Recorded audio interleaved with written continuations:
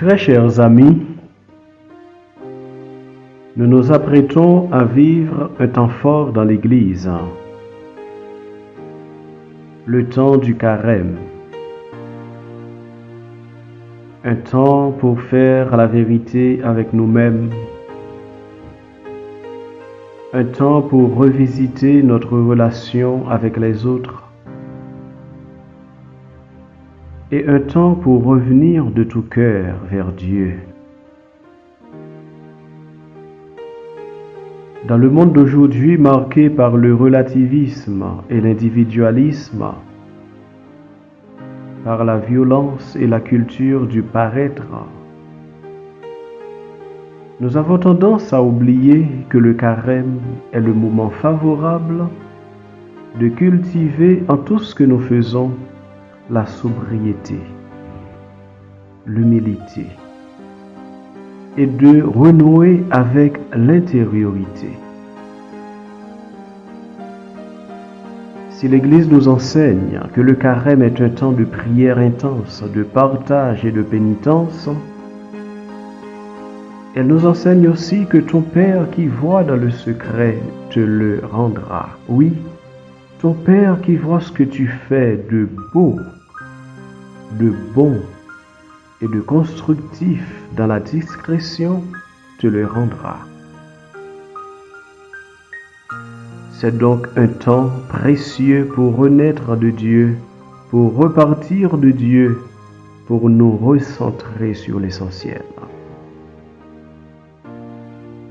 Autrement dit, un temps de combat contre l'esprit du mal, du monde et de la chair.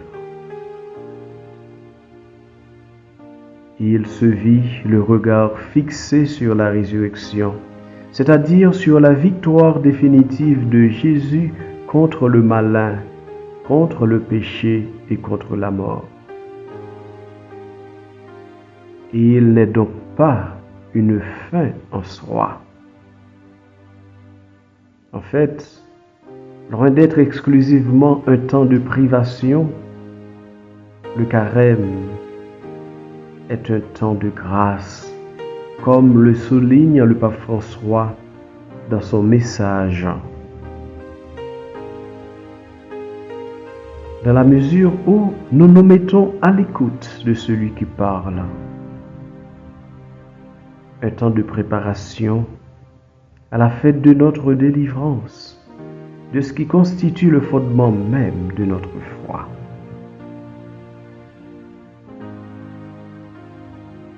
Une prière nous inspirera progressivement et nous aidera à rester éveillés au long du carême et bien sûr au bord de la source d'eau vive. Une prière de Saint Ignace de Loyola, Anima Christi. Comme pour demander au crucifié, qui est aussi le ressuscité, de nous sanctifier et de nous sauver, de nous enivrer et de nous laver, de nous fortifier et de nous défendre, de nous cacher dans ses blessures, pour que nous puissions ressusciter avec lui au matin de Pâques et vivre désormais en ressuscité, en hommes et femmes transfigurés.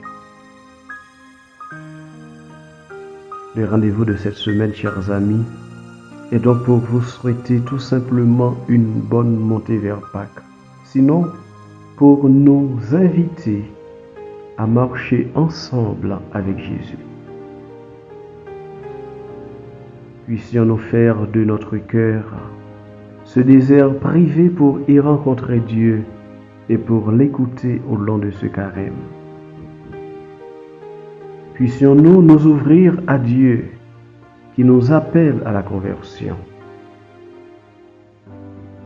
Puissions-nous prendre de bonnes résolutions pour la santé de notre âme et pour notre paix intérieure. C'est maintenant d'abandonner, sinon de combattre l'orgueil, la colère, afin de nous abandonner en toute humilité au Seigneur. C'est maintenant le moment d'abandonner, sinon de combattre nos idées préconçues, afin de nous abandonner à celui qui est le chemin. C'est maintenant que nous devons nous rendre compte de notre fragilité. Souviens-toi que tu es poussière.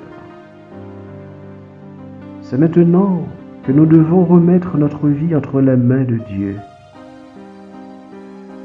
C'est maintenant qu'il nous faut pardonner à nos ennemis et partager un peu de ce que nous avons. C'est maintenant l'heure du salut. Que le Seigneur nous donne la force de combattre l'esprit du mal en nous, autour de nous, et nous accorde la grâce de nous abandonner à sa bienveillance, à sa miséricorde, à son amour. N'oublions pas que maintenant est le mot de passe de ce carême et de notre itinéraire durant ce temps fort. Bonne semaine, bonne montée vers Pâques. À la semaine prochaine au bord de la source d'eau vive.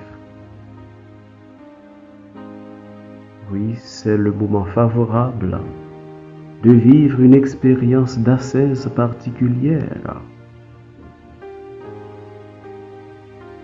C'est maintenant l'heure du salut.